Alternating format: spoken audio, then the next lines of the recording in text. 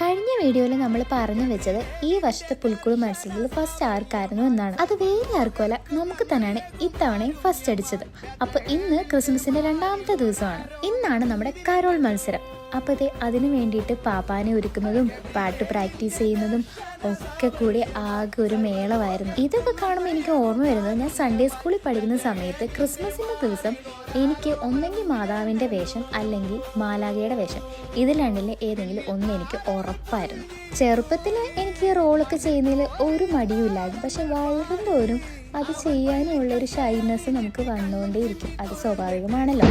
അപ്പോൾ നമ്മുടെ കരോൾ മത്സരമൊക്കെ തുടങ്ങിയിട്ടുണ്ട്. അതിൻ്റെ ഇടയിൽ നമുക്ക് ഉച്ചക്കത്തേക്ക് ഗീ റൈസും ചിക്കൻ കറിയും കൂടെ ഒരു കേക്ക് തന്നു. ഉച്ചയൊക്കെ കഴിഞ്ഞപ്പോഴത്തേക്ക് ഞങ്ങളുടെ എല്ലാവരും കൾച്ചറൽ പ്രോഗ്രാംസ് ആയിരുന്നു. അപ്പം ഞങ്ങളുടെ കോളേജിലെ ലാസ്റ്റത്തെ ക്രിസ്മസ് സെലിബ്രേഷൻ ആണല്ലോ, അതുകൊണ്ട് ഗേൾസ് ആണെങ്കിലും ബോയ്സ് ആണെങ്കിലും അതുപോലെ തകർത്ത് ഒരുക്കിയിട്ടുണ്ട്. അപ്പോൾ ഇന്നിപ്പോൾ ഇത്രയുള്ള അടുത്തൊരു വീഡിയോ ആയിട്ട് വീണ്ടും കാണാം.